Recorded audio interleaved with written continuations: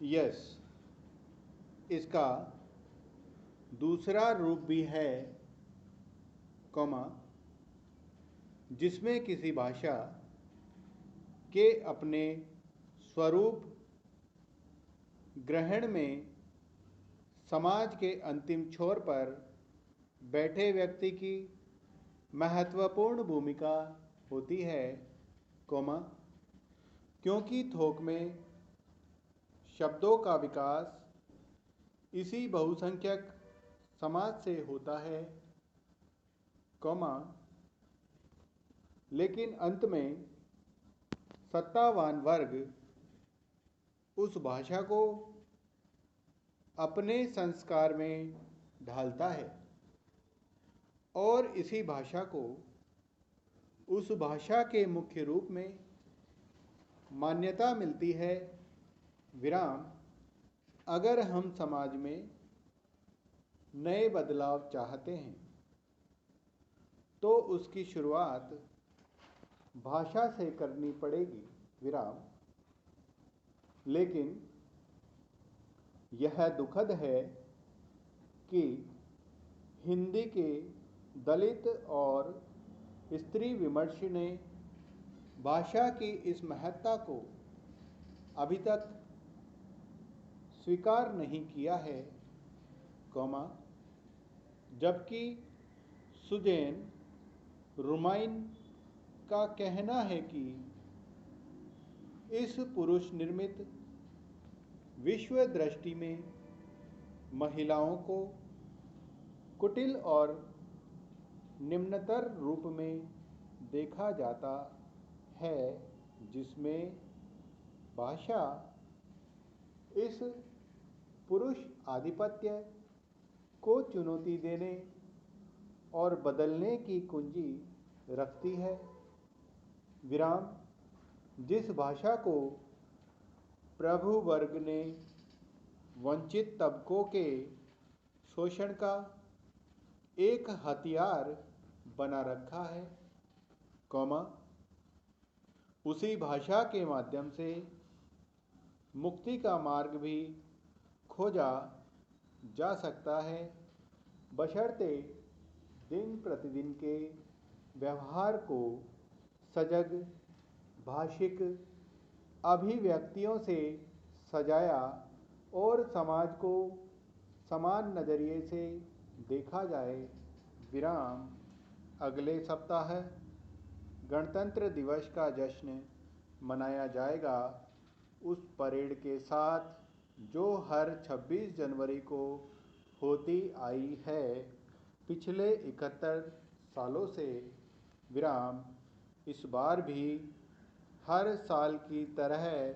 इसको राजपथ पहुंचकर देख सकेंगे सिर्फ राजनेता, आला सरकारी अफसर और उनके दोस्त, कौमा, रिश्तेदार और मेहमान, विराम, दिल्ली के आम नागरिक राजपथ के नज़दीक भी नहीं पहुंच सकेंगे क्योंकि उस दिन सुरक्षा इतनी कड़ी रहती है, विराम, लेकिन एक समय था जब 26 जनवरी की परेड देखने कोई भी जा सकता था, विराम। बचपन में हम सुबह उठकर पहुंच जाते थे राजपथ ताकि हमको अच्छी जगह मिल सके उन लकड़ी के हरे रंग की बेंचों पर जो राजपथ के दोनों तरफ लगाई जाती थी, विराम। अक्सर बारिश और ठंड होती थी सो हम साथ लेकर जाते थे थर्मस में भरकर गर्म चाय और डिब्बों में आलू के पराठे, विराम। तकरीबन इसी तरह का बंदोबस्त करके आया करते थे दिल्ली के आम नागरिक, विराम, यानी वह जनता का जश्न होता था जो अब नहीं है विराम। इस बार लेकिन जनता ने अपना अलग परेड